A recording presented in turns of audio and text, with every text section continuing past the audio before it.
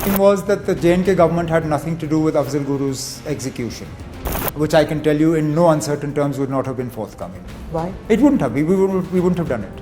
Where you have executed people and then found that you were wrong. Jammu Kashmir में विधानसभा चुनाव को लेकर इन दिनों प्रचार अभियान जोरों पर है। ऐसे में नेशनल कॉन्फ्रेंस के नेता और जम्मू कश्मीर के पूर्व मुख्यमंत्री उमर अब्दुल्ला भी एड़ी चोटी का जोर लगाते दिखाई दे रहे हैं। लगातार अपने बयानों के जरिए वो कश्मीर की जनता को अपने पाले में खींचने का पूरा प्रयास भी कर रहे हैं। मगर उनका ये बयान जो उन्होंने अफजल गुरु को लेकर दिया शायद उनके लिए मुसीबत खड़ी कर सकता है। दरअसल एक इंटरव्यू के दौरान उमर अब्दुल्ला ने कहा कि मुझे नहीं लगता कि अफजल गुरु को मौत की सजा देने से कोई उद्देश्य पूरा हुआ। उमर अब्दुल्ला ने इस दौरान ये भी कहा कि अगर इसकी जरूरत होती तो जम्मू कश्मीर सरकार अफजल गुरु की मौत की सजा को कभी मंजूरी नहीं देती। Was that the J&K government had nothing to do with Afzal Guru's execution. Otherwise, you would have had to do it with the permission of the state government, which I can tell you in no uncertain terms would not have been forthcoming. Why? It wouldn't have. We wouldn't have done it. I don't believe that any purpose was served by executing him. News agency ANI से बात करते हुए national conference के उपाध्यक्ष उमर अब्दुल्ला ने कहा कि दुर्भाग्यपूर्ण बात यह भी थी कि जम्मू कश्मीर सरकार का अफजल गुरु की सजा से कोई लेना देना नहीं था। अगर आपको ये राज्य सरकार की अनुमति से करना पड़ता तो मैं आपको स्पष्ट रूप से बता सकता हूँ कि इसकी अनुमति नहीं मिलती। हमने यह नहीं किया होता। मैं नहीं मानता कि उसे मौत की सजा देने से कोई उद्देश्य पूरा हुआ।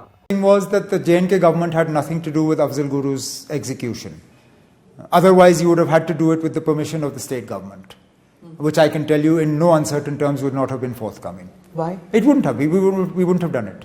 I don't believe that any purpose was served by executing him. Omar Abdullah के इस बयान से नया राजनीतिक विवाद खड़ा हो गया है, क्योंकि अपने रुख को सही ठहराते हुए उमर अब्दुल्ला ने कहा कि वो मृत्युदंड के खिलाफ हैं और अदालतों की अचूकता में विश्वास नहीं करते हैं। उन्होंने कहा सबूतों के जरिए हमने बार बार देखा है, हो सकता है कि भारत में नहीं अन्य देशों में जहां लोगों को मौत की सजा दी गई और फिर आप गलत साबित हुए। Because I don't believe in the infallibility of the system of the courts, and evidence has shown us time and time again that may not be in India but in places where you have executed people and then found that you were wrong. हालांकि अब्दुल्ला के इस बयान से BJP के कुछ नेता बुरी तरह भड़क गए हैं।